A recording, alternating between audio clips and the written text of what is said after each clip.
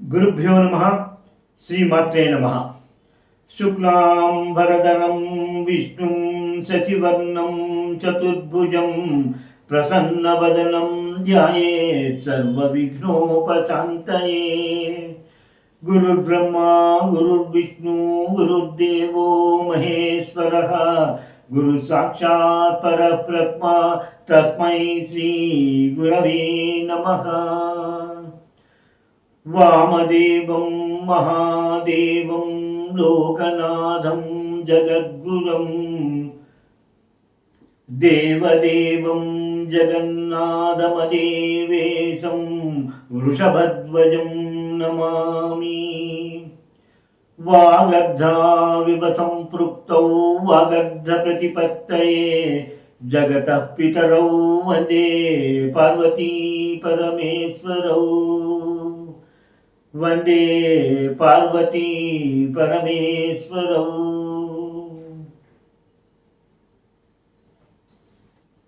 శ్రీ రుద్రము యొక్క మంత్రాల విపుల భావాన్ని గ్రహించడానికి ఈ వీడియోని వీక్షిస్తున్న మీ అందరికీ నా నమస్కారములు. మా గురువు గారైన శ్రీ జ్ఞానేశ్వరాంబ గారి పాదములను నమస్కరించి వారి ఆశీస్సులను అర్థిస్తూ, గురువులు నాకు ఇచ్చిన శక్తి మేరకు జ్ఞానము మేరకు శ్రీ రుద్రము యొక్క మంత్రాల విపుల భావాన్ని తెలియజేయడానికి ప్రయత్నిస్తాను. ఇప్పటిదాకా మనము నమ్మకములోని మొదటి అనువాకములు మొదటి 13 మంత్రముల యొక్క విపుల భావాన్ని గ్రహించగలిగాం. 14వ మంత్రము ఈ విధంగా ఉంటుంది. నమస్తే అశ్వాయుధాయ అనాథతాయ దృష్ణవే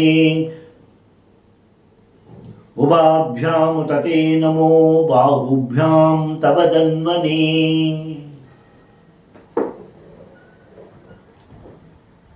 నమస్తే అశ్వాయుధాయ అనాథతాయ దృష్ణవే.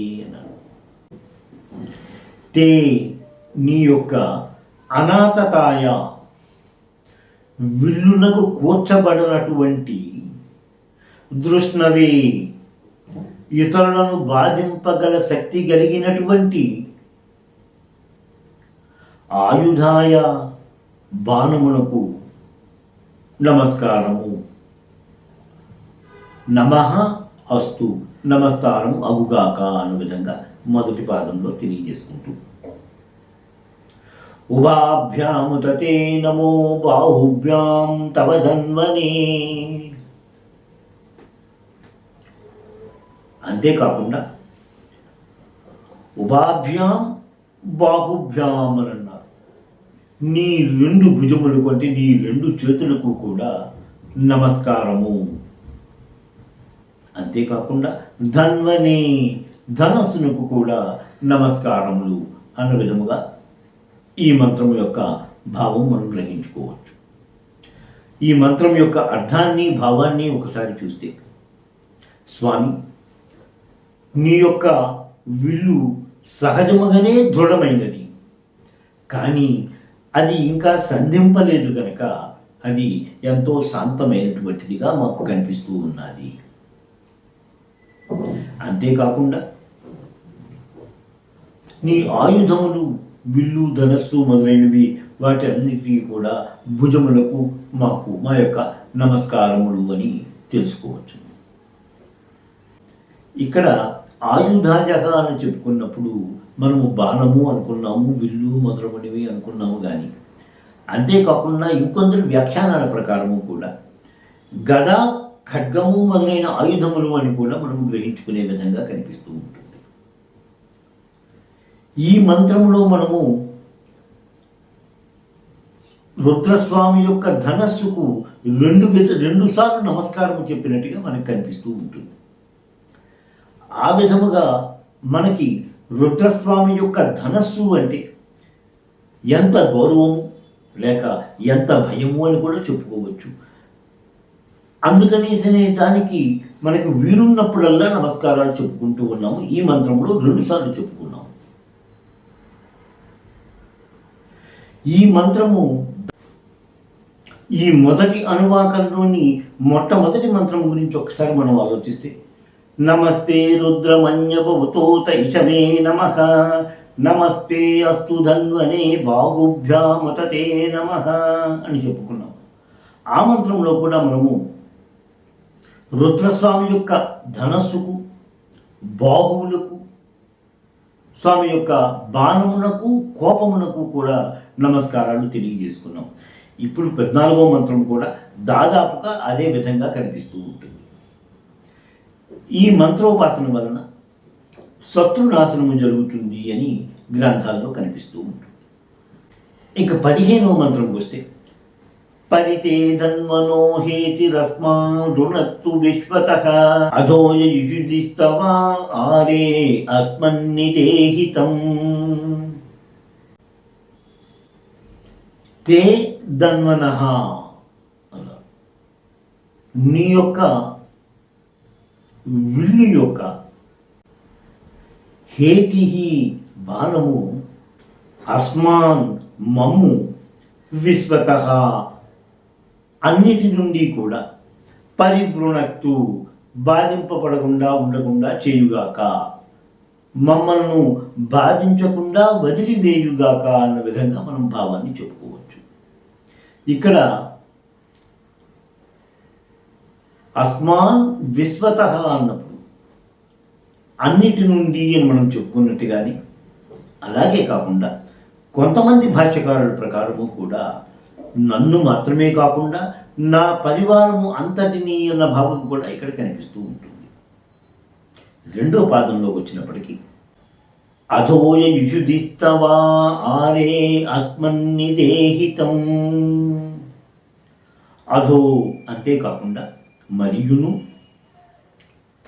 ఇషుధిస్తవ తవ ఇషుధిహి నీ యొక్క అమ్ముల పొది అదైతే ఉన్నదో, యహ ఆ అమ్ముల పొది ఏదైతే ఉన్నదో అది తం దానిని అస్మన్ మమ్ములను లేక మా నుంచి ఆరే దూరముగా నిదేహి ఉంచుము అని అనుకున్నాం.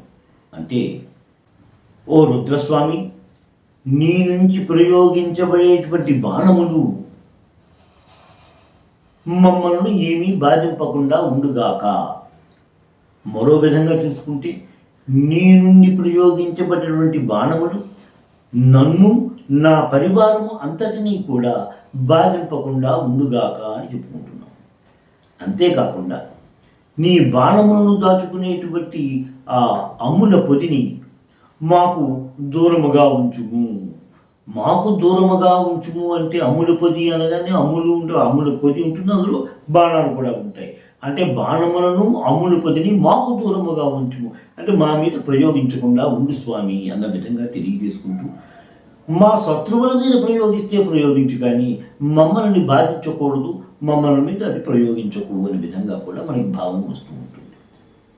మొదటి మంత్రం నుండి మనము చెప్పుకుంటూనే వచ్చాము, స్వామికి నమస్కారాలు పెట్టుకుంటూ వచ్చాము. కొంత దూరం అయ్యాక మనం చెప్పుకున్నాము, స్వామి నీ విల్లుకుండేటువంటి ఆ నారున్నదే నాదికుండే ముడులను విడదీసి స్వామి అని చెప్పుకున్నాం. ఆ బాణాలకున్న ములుకులు తీసి స్వామి అని చెప్పుకున్నాం, ములుకులను విరగొట్టే అని చెప్పాం. ఇంకా మనకి అనుమానము, భయము పోలేదు.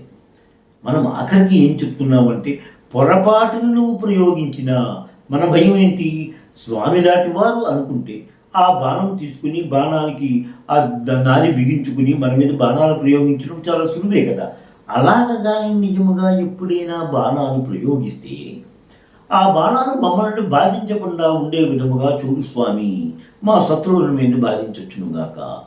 ఇంకా కొంచెం జాగ్రత్త తీసుకుంటూ ఆ అమ్ముల పొదిని మా నుంచి దూరముగా ఉంచు అని చెప్పడంలో, అమ్ముల పొదిలోని బాణములు అవి కూడా మా మీద ప్రయోగించకుండా ఉండు స్వామి అన్న విధముగా మనము ఈ అనువాకము అంతా కూడా స్వామిని ప్రార్థన చేసుకుంటూ, ఆయన కోపాన్ని తగ్గించమని ప్రార్థన చేసుకుంటూ, కోపము తగ్గిన తర్వాత ఆ బాణాలను మా మీద ప్రయోగించుకో స్వామి అని చెప్పుకుంటూ, ఇంకా నీ యొక్క ప్రియమైన భక్తుడిగా ఇతరులు నా ప్రియ భక్తుడు అనే విధముగా చెప్పుకో స్వామి, చెప్పే విధముగా ఉండేటువంటి ఓ స్వామి నువ్వే మాకు రక్షకుడివి అని కూడా మనము ఈ మొదటి అనువాకంలో చెప్పుకున్నాం.